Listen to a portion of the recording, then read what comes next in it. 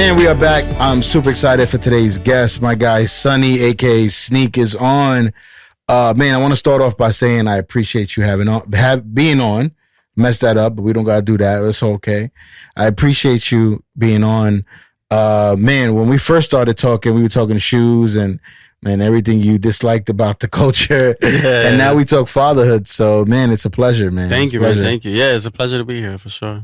Man, so let's start off with the basics, man. Where are you from? Where did you grow up? Tell us a little bit about yourself. Yeah, for sure. So, my actual name is Sonny. Since I was little, people be like, "That's your name?" Like, yes, it's Sonny, Sonny. Yeah. You Italian?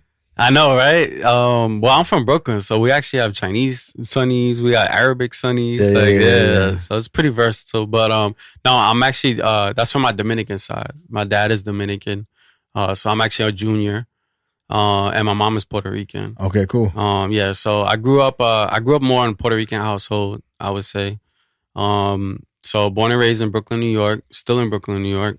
And I would say Sneak actually is a tag name I came up with after watching Wild Style. You seen Wild Style? Yeah. Yeah, classic New York graffiti film. So I had different tag names I used to have. I used to do graffiti. And Sneak is literally short for sneakers, right? Yeah. But sneakers is SNEAK. Mm-hmm. I had never seen nobody do SNEEK. So I was like, oh, that's pretty dope. So I did Sneak. It used to be Sneak 7513 because that's the block I was from. But yeah, Sneak has been my brand for some time. And yeah, I just, that's pretty much my alias. That's, everything culture, sneakers, streetwear, art. Like that's my tag right there for everything. Talking about it, obviously me and you, we talk hip hop, we talk sneakers, we talk culture, whatever, streetwear. But you're a super creative person. Where did that start for you? Oh yeah, thank you for saying that. I would say it started from young, to be honest. Okay. My mom used to, see me drawing, and that I will say that's one thing growing up she definitely tried to nurture. I was an only child, so I would be in the living room, on the floor with pen, paper, pencil, crayons, whatever, and just draw. Yeah. So I would just draw. I would draw, bubble letters, graffiti. Yeah. I would draw like cartoons, obviously. I was definitely that kid drawing all the Dragon Ball Z characters. So, you know what I'm saying? Like, so from there, I definitely always had a passion for fashion as well, fashion and style. So, growing up, seeing all the style trends, that mixed with already being artistic, to a sense. It always just felt natural for me, and it was something I enjoyed. Yeah. What did you grow up kind of like navigating to? What did you wear? What was your, like your go-to? Yeah. Well, I won't lie. My parents were pretty strict. Like they didn't let me wear anything I wanted. You know what I'm saying? Like, yeah, like I couldn't buy like a 3XT or if I wanted to, because they'd be like, nah, you're not walking around like that. Like we're not going to have you out here wearing that kind of stuff. So I was like, damn. So I had to like conform to whatever they pretty much allowed me to wear. Right. But also we didn't grow up, like I didn't grow up with much. Like my mom, God bless her. She struggled a lot, and did her best to take care of me. Yeah. And then my stepfather came into my life when I was around 3. And he was fortunate to get a good job when I was around 10, 11, and get us like a lot of the things that we had. Yeah. But growing up in general, it was pretty crazy. Like from birth to, I want to say 5 years old, we lived in a 1-bedroom studio, and it was a bunk bed, and I was on the top bunk and my mom was on the bottom bunk. Sheesh. Yeah, bro. So, that kind of upbringing, it definitely shapes me to be the individual I am today. Sure. I'm very, very grateful. Like me personally, I hate the word materialistic, right? Sure. Because, I like material things, but I promise you I put no value in them whatsoever. Like if all of my material things needed to disappear tomorrow, so, for my happiness, then I'm perfectly okay with that. Yeah. Yeah. So. Yeah. I think, and as much as I've known you, you've been that way too. Yeah. You know what I mean? So I'm about to go to your crib and take all the fancy cookies you got. It's all good, man. Like that's the thing. Like I don't get me wrong. I'm a consumer. Like I'm one of the biggest consumers out here. But at the end of the day, it's literally just me enjoying that moment, enjoying that thing. You know what I'm saying? Nah, like, you really into it too. Every time I see you with like a new product, I'm like, yo, how did you even get it? Yeah. And you were like, yo, this. Yeah, I'll be on it, man. I have like my little knacks, you know, like Oreos. I love Oreos. I'm telling you, you got, I think every you've had every kind at this point. Everything, yeah. I've been on Oreo for a couple of years now. But it's funny, right? Because I'll be onto something and then somebody else will do it and everybody be like, oh, that's the cool thing now. And I'm like, come on, man, that's not fair. Like, I've been doing this. Yeah. So talking about being creative and streetwear, you are the owner of Save Mankind. Talk a little bit about that. Yeah, for sure. So Save Mankind was a thought that started in 2013. Okay. It's pretty cool, actually, when I think about like the coming of the brand. Save Mankind has a lot of influences, of course. You know, one of the earlier influences is Pharrell, I would say, and more so Pharrell, the human being. Yeah. Pharrell is someone who always preaches positivity and, you know, and taking care of our planet, taking care of each other. So that's kind of where Save Mankind came from. Like, I wanted something that, you know, that had that same energy behind it. Sure. Like, I want you to, you know, it's easy to buy a shirt with a logo. I want you to buy a shirt with a logo that you believe in. Yeah. Something that you're actually bought into. So that's where the brand came from. Also, shout out to J Tips. You know, me and J Tips have been friends for over 10 years now. And when we met, he was doing his music, you know, very strongly. And he's always preached he's the savior. Oh, yeah? Yeah. So when we first met, he's like, yeah, the savior. I was like, yo, that's so dope. I was like, I love that. And Save Mankind. Yeah. So Tips had part of the influence for Save Mankind. Pharrell had part of the influence for Save Mankind. And I love both of those individuals, and I'm just, you know, super happy. I think it shows too, man, because I remember hitting you up, man, and it wasn't like a basic conversation. It was a regular conversation, right. But it wasn't like a yes no type. Like we was just chatting, and I feel like you're that way with everybody I know that knows you. Yeah. Like, oh yeah, that's my guy. Like he's like, I hear nothing but great things about you. So it's been dope. Like, I think like this episode being with you and then the Jesse episode is like meeting dudes on IG who are like legit good people, man. Yeah. And you know, this facade of IG being fake and everything like that.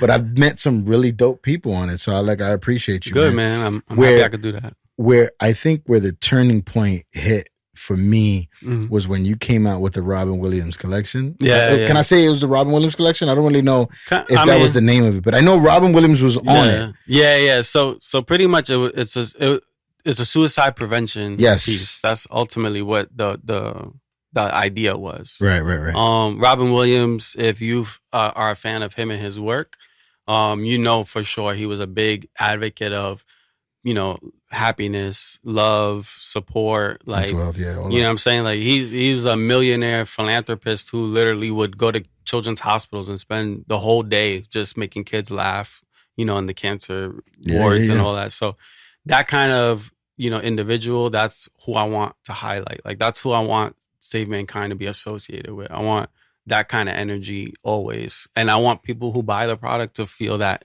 they're a part of that community too. Yeah, no, I felt it, man. Especially when it was 2020, was it? That was, I think, 2020. Yeah. So that was exactly around the same time that I was like on my mental health journey. And I was talking about it and everything. So when you dropped it, it was like, yo, it hit home so good, bad. Man, it was like, yo, I still got it. I actually have never worn it. It's in the plastic still. Like, I don't touch it, man. For me, that piece is like legendary. Thank you, man.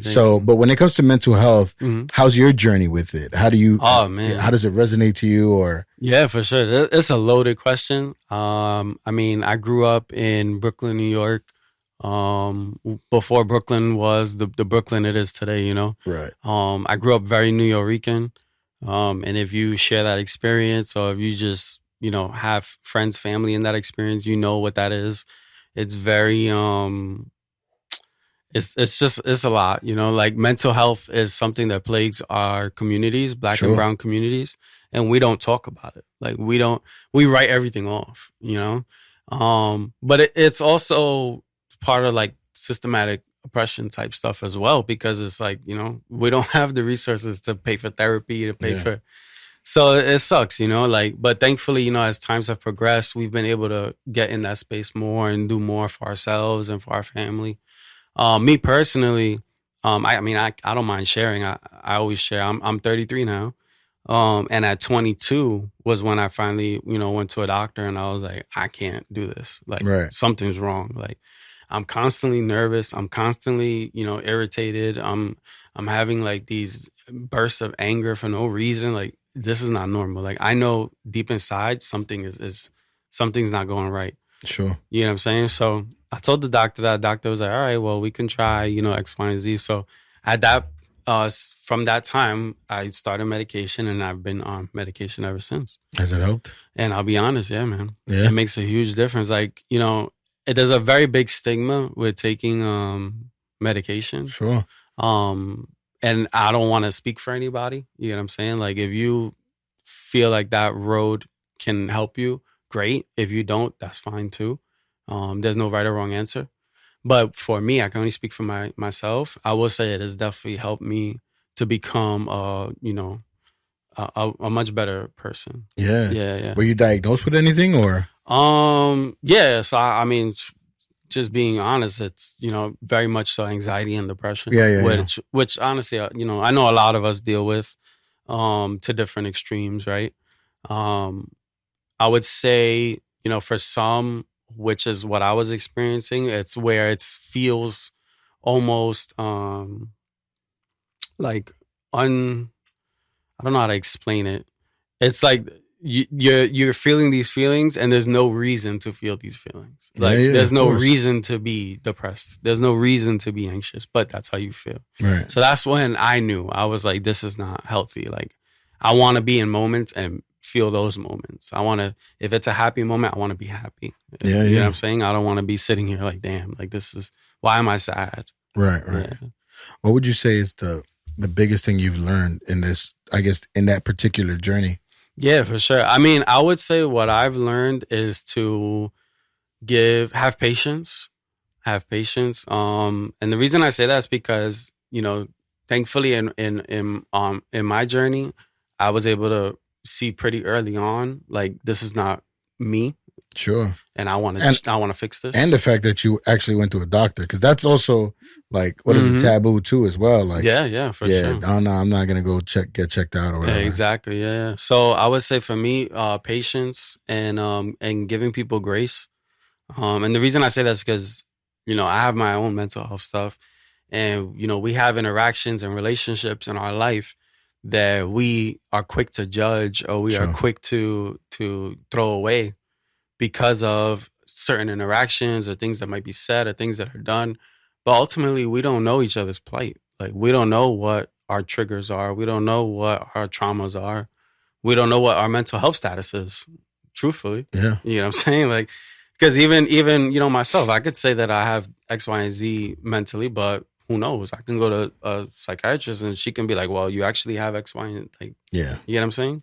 So we don't, ultimately, the point is we don't know. There's no facts behind, you know, why people do the things they do. Yeah. So in that sense, you know, you got to have patience and you got to, you know, lead with grace. Like, give people a chance to, you know, show like what's really going on. Would you say that that's kind of molded you to be a better friend, father?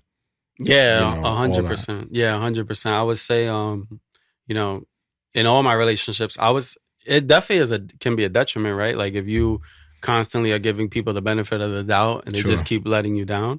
But you know, that comes in stride. Those are things that you just, you know, you learn as you go and you learn how to move with those specific individuals. But you can't let that, you know, taint you from your other relationships. Yeah.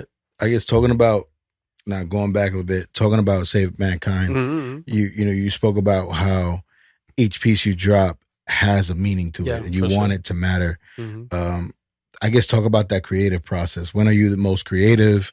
Like, how does that process work for you? Is it like a feeling? Are you feeling a certain way, and then you just kind of like then do projects around how that is, or what? How does that work for you? How's that? Yeah, work for you? sure. It's pretty.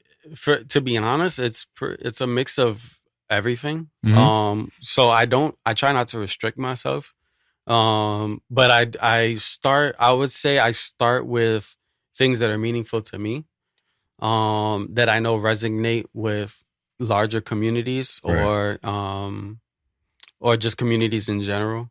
And then I try to provide my artistic approach to that specific art direction, or cause, or awareness, or whatever the case may be. But at the end of the day, I'm a creative, so I want to create for everything. You get what I'm Sure. saying? Like, it doesn't always have to be the saddest thing, or like the worst possible thing that could happen. Even though I love talking about those things, because I want those people to feel represented as well. Sure. Yeah.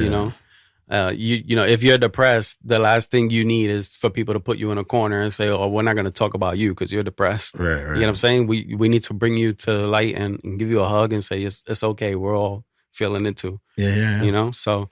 But yeah, I would say my creative process is a little bit all over the place. It stems from everything that is me. So being, born and raised in New York, having that New Yorican experience, coming from a very small home to, trying to achieve the goals that I want to achieve, things like that.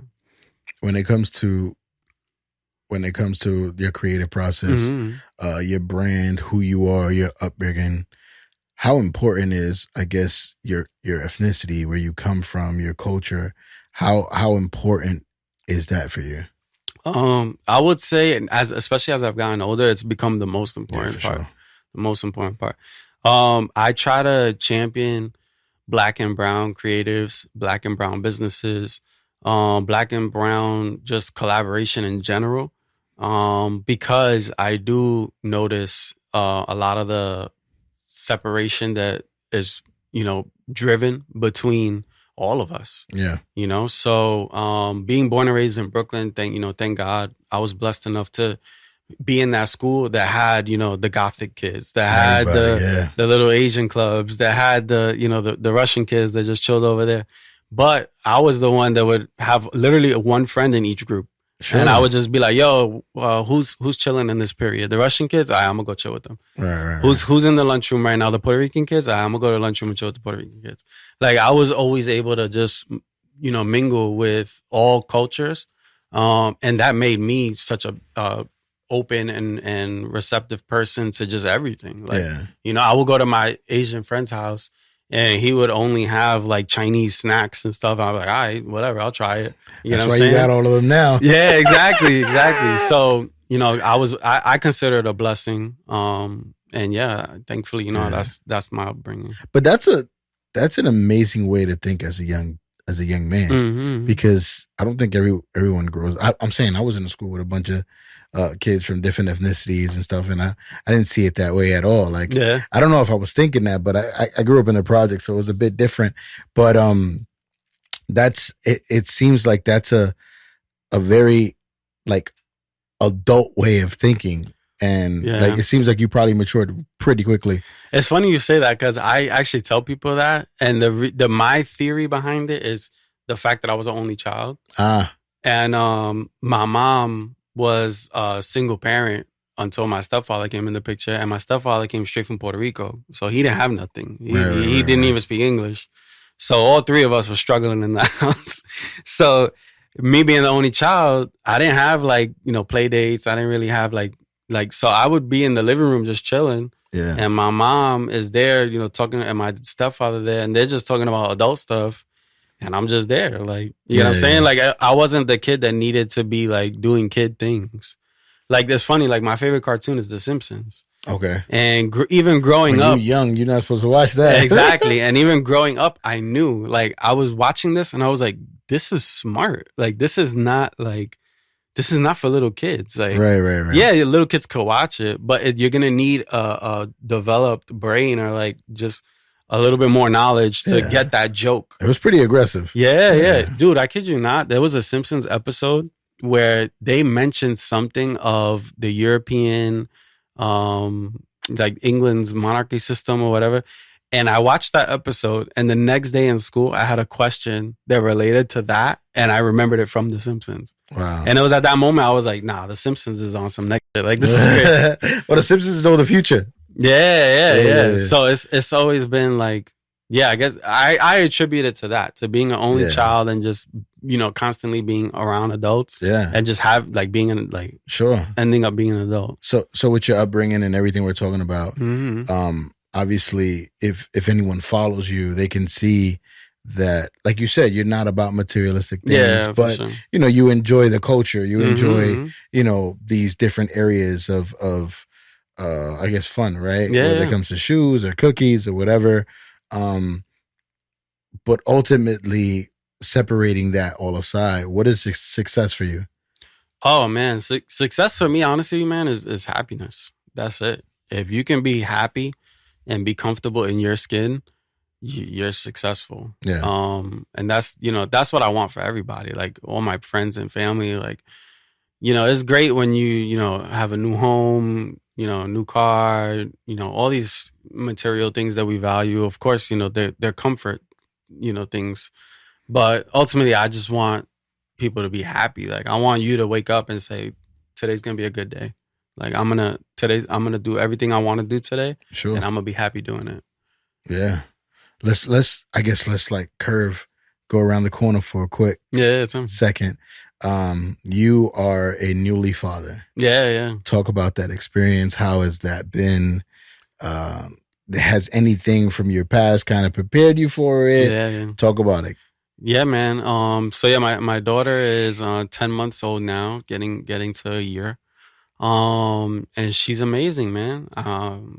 Honestly, it's weird. It's like I was telling somebody recently. I was like, it's like when you're a superhero, and like I remember when like the cartoons, like Spider-Man, like he wouldn't want to show his face, not because he's worried about him, but he's like, my family and friends, you're gonna know who I am, so you're gonna know my weaknesses.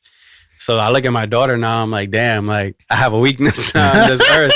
Like my kryptonite is here now. Like it's existing. I feel like you'd never stop worrying now. Exactly. So that's where my head is at with it. Where it's like me, I'm a very selfless person where it's like I really don't care. Like I don't take things heavy.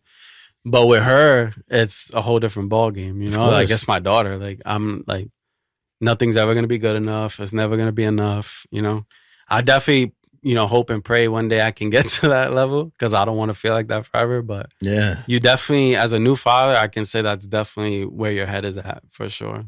Yeah. Do you feel like you see a lot of yourself in her? Yeah, for sure. I mean, what I will say that's pretty crazy is before we had her, I would tell my partner all the time, like, she's gonna be a happy baby. Like she's gonna be a good baby. I already know it. Like I already know it. I'm big into speaking things into existence as well. Like just the energy you put out. So I would tell her that all the time, and I kid you not, dude. Like I have pictures of her like 24 hours old and she's smiling. Like she's always smiling. This morning she woke up smiling, she came laughing, out of the car, waving. Yeah, exactly. So, I got blessed in that sense, and I pray and I hope that is something that she gets from me. Yeah. Because we didn't talk about it much before, but the mental health stuff, I went to finally get it all figured out at 22. Okay. So as you can imagine, from young to 22, it was a struggle. Right. Like I had many moments in that time period that I really, were very dark. Right. And that's ultimately what I don't want for her. So that's 100% what I'm, trying to, nurture her to get away from that. Yeah, I feel like I can definitely relate because growing up, a lot of it was very similar, right? Just going through things. But now that I have two boys now, I'm like trying to be careful I don't project anything onto them. You know what I mean? Or like sometimes my wife be telling me I'm bugging because like if I see my oldest kind of like making a certain facial expression or like playing in the room by himself or kind of just sitting there. I'm like, he's depressed. And she's like, yo, chill out. Yeah, like, man. Yeah. you know what I mean? But I'm like, yo, I'm honestly, I get so worried because I knew how I like lived as a young person or whatever the case was. And I'm just trying to see the signs so I can be better at it than I feel like my parents possibly were. I know they, they did all they could, but it's a lot. We're a lot older now, and we can kind of get things ahead of time. And so I'm like, yo, maybe we should get Jordan tested. And she's like, he's a kid. He's doing kid stuff. And I was like, I don't know. That's so weird. She's like, yo, you need to chill out. Nah, I feel you. Yeah, I get it. No, and I'm always worried, man. So my second son is born, Joseph, and I feel like I was joking, but maybe I shouldn't throw that into existence. But I told my brother the other day, I said, I feel like he gonna have me praying a lot. You know what I mean? Yeah. Like I just feel like, he went into the hospital with like a fungal growth by his kidney, and it was like the worst experience for us. It was just like the hardest thing.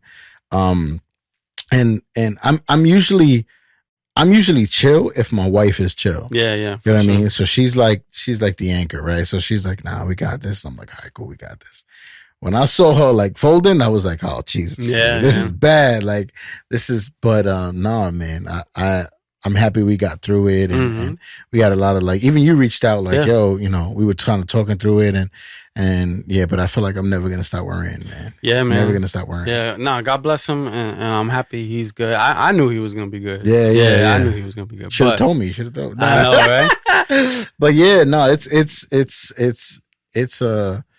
it's an interesting thing, man. Fatherhood is, how do you see yourself, I guess, instilling them when they get older in the future? Like, are you going to be like more hands-on? Are you, I know you said you were kind of like not sheltered a bit, but how do you see, I guess, your parenting style? I would say, yeah, no, you're not wrong. My mother was very overprotective. Sure. Once I became old enough to take care of myself, you can imagine as an only child, my mother was, and she was a single parent.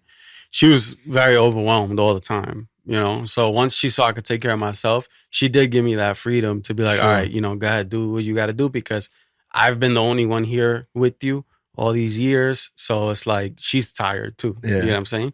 So once she saw, all right, he's responsible, he's good, she gave me that freedom. Yeah. So I will say that, like, once I hit, my teenage years, 12, 13, 14, I was able to just go out and, hang out and do what I got to do. And the bubble letters. Exactly. But before that, it was very sheltered. Like, yeah. Like, so I would say with my daughter, I honestly, I don't know. I don't think it would be responsible or right to answer that right now. Right. I think that's something that you have to take in stride, and you have to let it just happen. For sure. You get what I'm saying? You gotta let, like, certain things, you gotta just let life, let God just guide you there. Yeah. Because it's, what do I know? Like, what do I know what she's gonna want to do? You know what I'm saying? I'm trash.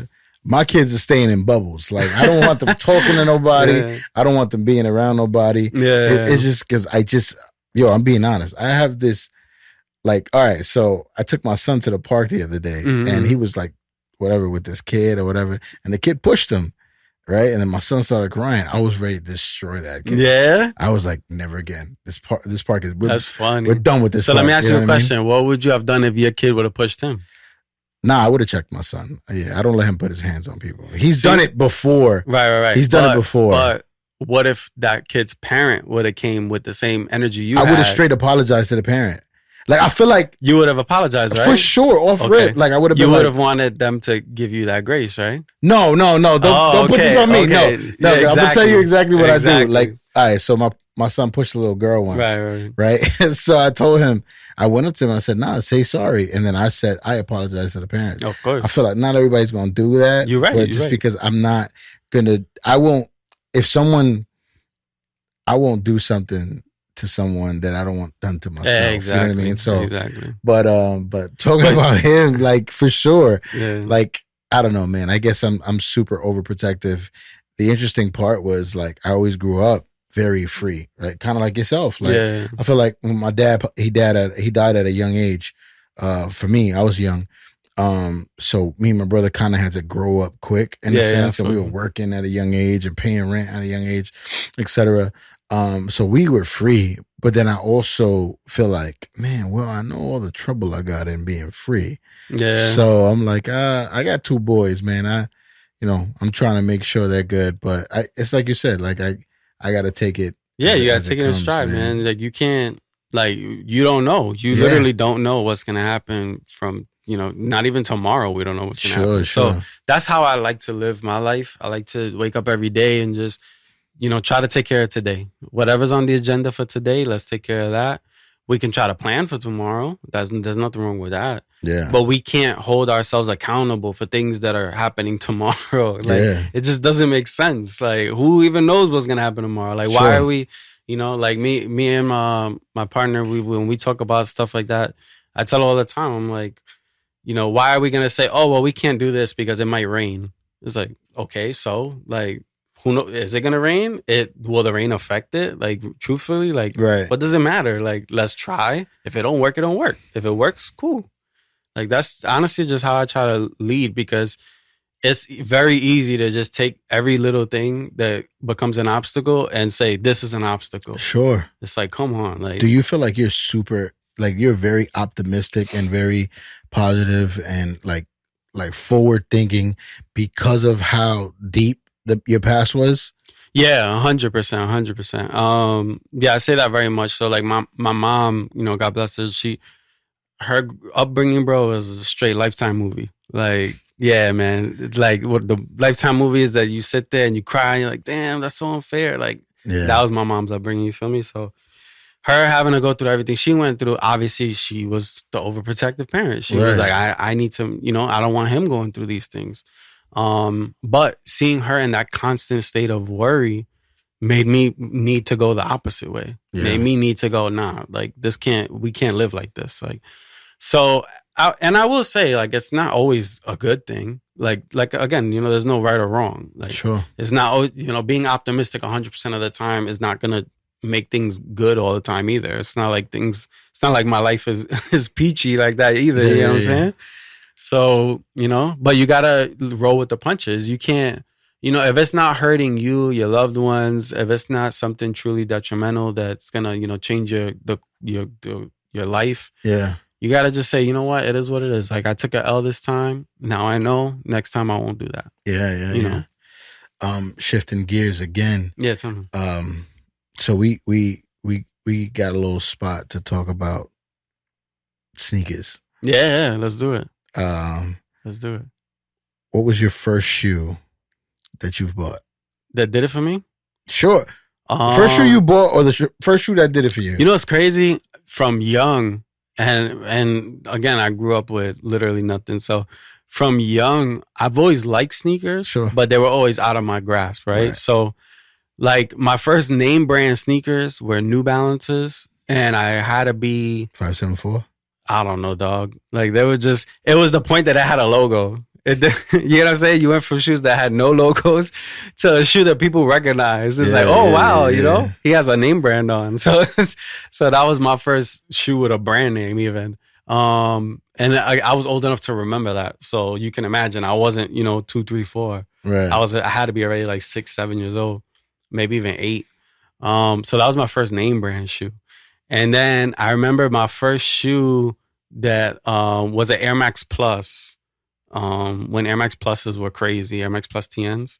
Air Max Plus, it was the all black leather. My stepfather, he had just gotten a promotion at his work, so he was making a little bit more money.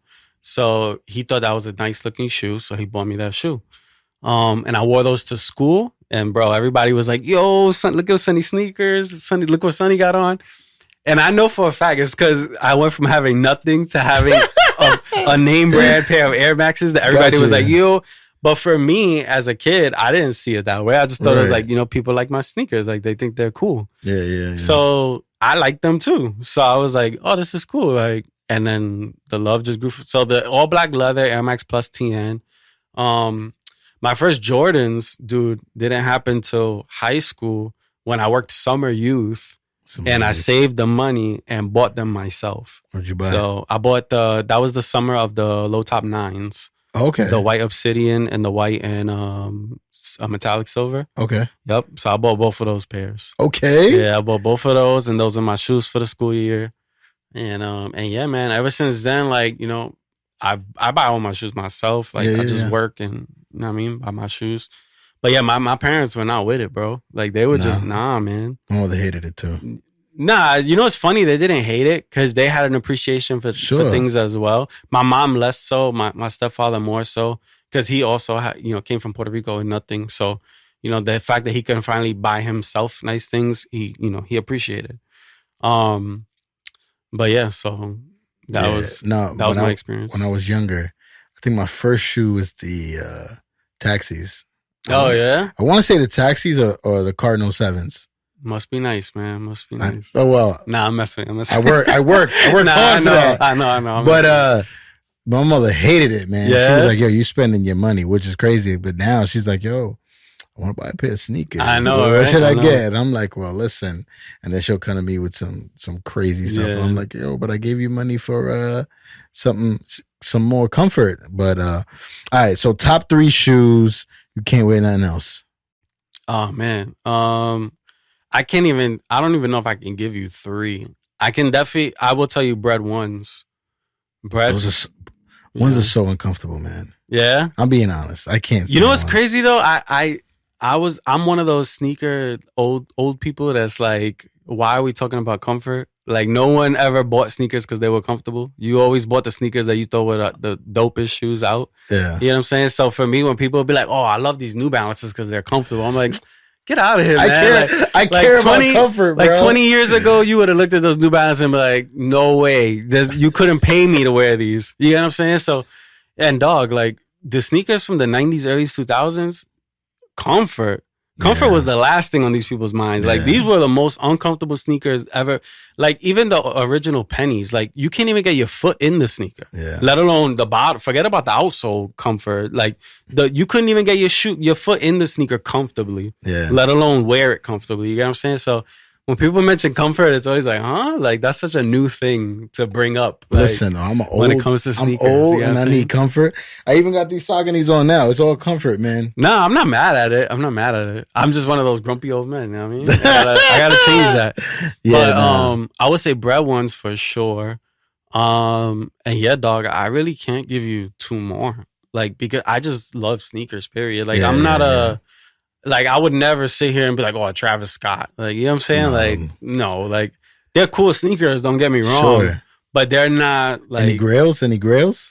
I will say of my whole collection currently, my grail that I own for me is the Off-White Chicago one. Okay. The reason for that is just it's all encompassing. You know, growing up I was a Bulls fan.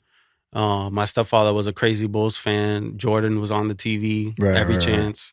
So I grew up a crazy Bulls fan. You still a Bulls fan? Not so much. Okay. Yeah. I'm barely an NBA fan at this point, to be honest. Like I love the Warriors because of the team dynamic, how they play as a team, how they bring that like 90s basketball feeling to it. But the sport itself has changed a lot. Yeah, I'm definitely old soul. I would definitely say I'm old soul. But yeah, so the Chicago Off-White one, for me as a creative, Virgil was just such a inspiration, an aspiration. Like he just encompassed so many things that are important to us and to the culture. Like one thing, right? Like a lot of people don't resonate with because they didn't grow up with it. Because now it's, especially the Gen Z culture, has no experience of it. But bro, when I was growing up, if you wore sneakers, you were literally labeled as ghetto. Like, no matter what. Like, if you were black or brown and you had on sneakers, trainers, it didn't even matter what sneakers they were. You were ghetto. Like, you know how many times I would get, job interviews, or it's like, oh, you have to wear pants and shoes. Like, you have to button up. You have to tuck in your button up, all this stuff. Even if you wore sneakers to your place of work, it was that's the guy that wears, like, there was such a negative connotation around it. And now it's like, sneakers are in uniforms at Apple, at these large corporation levels. And it's like, that's so crazy because I literally was called ghetto for the same thing that you're championing now. Yeah. So it's like that part of it definitely resonates with me, and it's like it's the culture's come a long way. Talking about the culture, is there still a culture? Is there still a culture? That's a great question. And I know the rants you be going on too. Yeah. You killed that Puerto Rico show. Yeah. This is where the optimism goes out the window when it comes to talking about this, because I'm passionate about this stuff. You feel me? So for me, it's not just like easy to rub off. And like I said, I was literally called ghetto for wearing sneakers. So for me to see, these companies just taking people and, these CEOs want to wear Jordan 1s now, limited sneakers and stuff, and be like, oh, I'm the cool CEO. And it's like, dog, seriously? Like, you and your company would have slapped my hand if I would have put out my resume not that long ago. And now you're just sitting in front of me with like patent leather Jordan 1s. Like, get out of here. Yeah. But anyway, the culture. It's hard to say, man. What happened is, in my opinion, it's very much gentrification. Sure. Which just basically means that they saw that there was a revenue stream that can come from this and marketed it that way. And now it's become from culture to just consumer. Like it's become like, oh, let's talk about sneakers to how can we make money talking about sneakers? Right. So that's kind of the shift.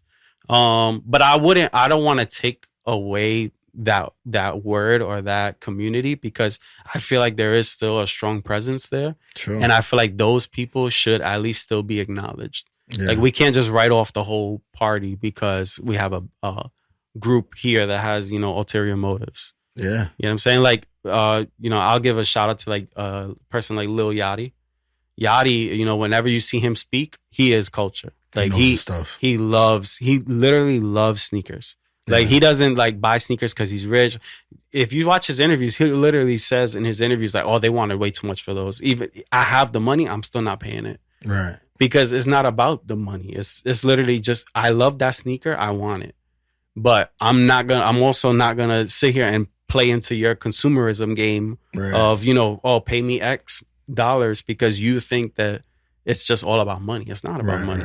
I really love this product. I want it. Yeah. No, I know. I'm not gonna say his friend's name, but I won't put him on blast by saying his name. But I knew it was bad, right?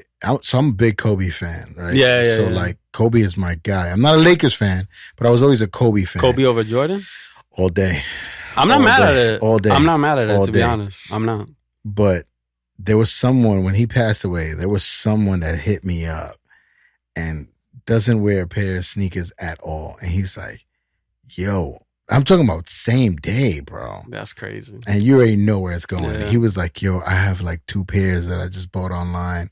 Can I resell them? And I went ham on them, bro. Yeah. I was like, yo, you're mad disgusting right now. Like, yeah. But I think that's how bad the culture has gotten. Yeah. Where people who don't even enjoy shoes, one, want to make money off of it, or two, you don't even think about like, the like what you're turning into when it comes to like, I want top dollar.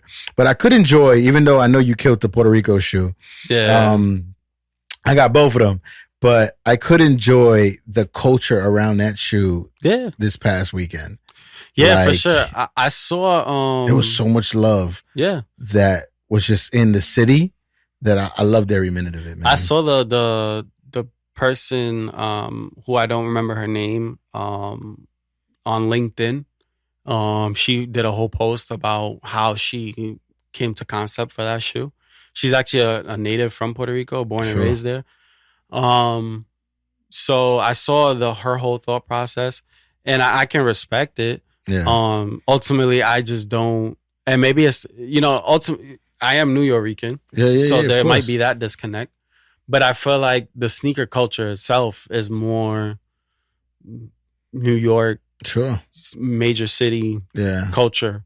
So I feel like it still needs to be a marriage of those two. Yeah, which is interesting because yes, they're two like very big Puerto Rico cultured shoe. Yeah, right? for sure. Not New York. But most of the campaigns happen in New York. Exactly. Right? Exactly. Like I saw this pod from this guy in Puerto Rico where he was saying that they didn't even get the shoe. Yeah. Like it I was believe so delayed that everybody in New York had it, but no one in Puerto Rico had it. Yeah. So they were like, But that's what I mean. Like there's an obvious disconnect there, right? Right. So like I'll give you an example. Like when I did the most recent collab I did between Save Mankind and my brother's podcast. Don't plug it. Nah, you can plug it. Nah. You good. No, but not even that. I just wanted to talk about like the collaboration process. In my mind as a creative, right?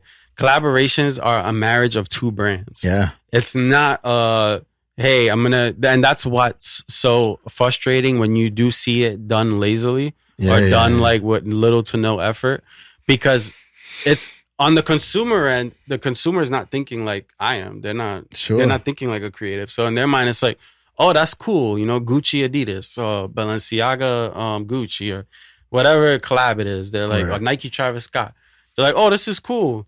Me as a creative, I know Travis. I not that I know Travis, but I know of his style, his persona, his brand, like everything that encompasses what Travis Scott brings. I know what Nike is, or Jordan, whichever it is, the brand. I know what they bring. I want to see a marriage of those two. I want to see something that feels like Travis Scott and Nike actually got together and said, hey, this is a dope idea from both of us. I borrowed your resources and I gave you my resources, and we came together and we made this thing, and you can see it. Right. You know what I'm saying? Like you don't want to ever feel like it's a, one-sided or heavy on one end of things. And that example you just gave is perfect because you're going to get somebody from the island to design this shoe, but then you're going to move all the campaigns to New York. How does that make any sense? Right. I know, like, I really enjoyed the weekend because I knew a lot. I just feel like, I guess me being older, I'm more in tune with like where I come from. Yeah. And I think it's happening to a lot of people now, especially in today's society. Like you want to grab on to where you're from, who you are, and stuff like that. Well, the issue is our upbringing. And I fall into the millennial category, which is like 25 and older. Our upbringing, our family dynamics, our heritage was shunned. Like it was pushed to the side. It was like you don't want that to be shown.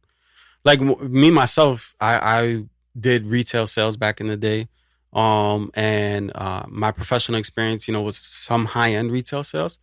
And I remember those conversations where it was like, oh, your last name is Martinez. Like you got to be careful. They might not want Martinez in that store, helping that clientele. Right. Now we embrace it because we have all these diversity movements and all this other stuff. Like, oh, we want to put a Spanish person here, a Black person here, whatever the case is. So I guess now that we see that it's okay, we're just opening up to it more and saying, it feels okay to learn about this and embrace it. Yeah. Versus in the past where it was like we were told to suppress it almost. Yeah. It's interesting too because my story is a bit backwards. Like I did like a little IG post on the pod about it, but on the pod page about it. But I feel like I wasn't as attached to Puerto Rico or being Puerto Rican because I wasn't accepted by Puerto Rico or Puerto Ricans. That makes sense. You know what I mean? Like for them, every time I went over, like, nah, you from New York. Yeah. Like you're not with us. Like you're not a part of us. You don't talk like us. You don't look like us. You don't act like. They had like the blonde little ponytail at the time out there. I was like, yo, what is that? That's crazy. I experienced that too. Yeah. When I was super young, I went to Puerto Rico. I went to buy a can of soda from a street vendor, and I asked for it in English, and he said, ¿Qué? ¿Qué? Like he wanted me to say it in Spanish.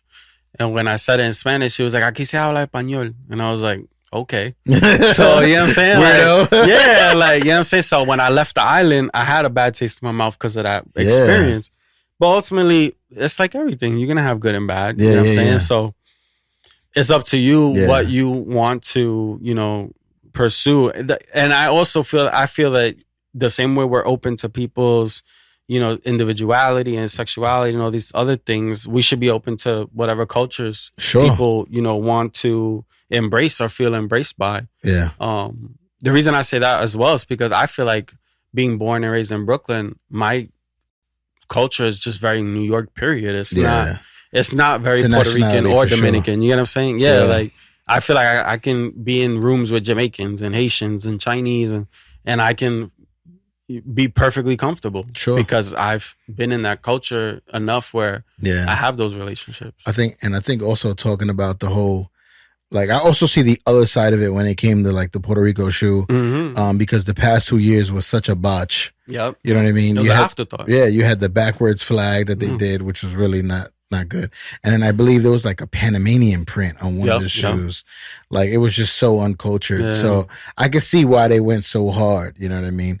Man, so last question before we wrap up. If we ask this to everybody, if you had a billboard, what would it say and where would you put it? That's a good question. I would put it in Brooklyn, New York, because that's my home. That's where I want to always be present, or have a presence. So I would want it in Brooklyn, New York, and I would want it to say, "I love you." To be honest, Yeah. I'm one of those people that that is perfectly comfortable saying I love you. Sure. I say it to my friends, I say it to my family, I say it to my homies. And what's funny is I've been doing it so long that at the time I was doing it, a lot of my homies would be like, "No, that's weird. Like, why you say that?" And in my head, I'm like, "Dog, because I love you." Like, you like, and so my concept of love, right? And again, there's no right or wrong. I feel like everyone should have their own definition. Sure. That's what you should live by. Like, there's no, you however you feel it, that's how you feel it. My definition personally is caring for somebody, like an undeniable feeling of caring. Yeah. Meaning, if something happens to this person, or if this person wasn't around, or if there was any way that you could help this person, do you care? And I do. I 100% do. So, to my friends and family, every time I talk to them, I tell them, "Yo, I love you," because I don't know, man. Like, I have lost friends super young. Like, I've lost friends. I've lost some family. Thankfully, less so on the family side. But yeah, I just feel like if I was to have that one last conversation with somebody, or that last impression, I want them to know that. Like, I want them to leave or go wherever they're going, knowing that, that somebody loves them. Sure. You know what I'm saying? That's good. Yeah. That's good. Where can listeners and viewers just check out you, your stuff, your company? Yeah, your brand? for sure. Definitely heavy on Instagram. Instagram is at Not The Real Sneak. I've always played around with the Sneak name and just done fun stuff with it. So currently is Not The Real Sneak. Save Mankind is at Save Mankind. Websites are all in the bios there as well. And yeah, I'm always open. Like, I feel like we definitely spoke on some heavy stuff. And I don't like to. Like, I like to be funny. And I like to say hot takes for that reason, because I think it's funny. Like, honestly, like, that's the only reason. Like I was the biggest Adidas hater forever. But it was because it was funny. But anyway, but even then, like, I definitely have no problem being the big homie. Like, you know what I'm saying? Like, being somebody who's present online and has a brand, I can definitely tell you, throughout my life period. Because even in high school, I had, freshmen in the school that would come to me and be like, "Yo, Sonny, I like this. Can you show me?" Sure. I've always taken that role. I never shy away from it. Yeah. So anybody with any type of questions regarding, starting a brand, starting your Instagram alias, mental health, being a father, literally anything. If you come to me, I have no problem. You're definitely that guy. Giving too, you conversation. For sure. Yeah, for sure. For sure. I'm always down for that. Man, I appreciate you for coming on. Yo, thank you so much, my brother. You are the guy, man. Yeah, I'm trying. Yeah. All right, people, we out.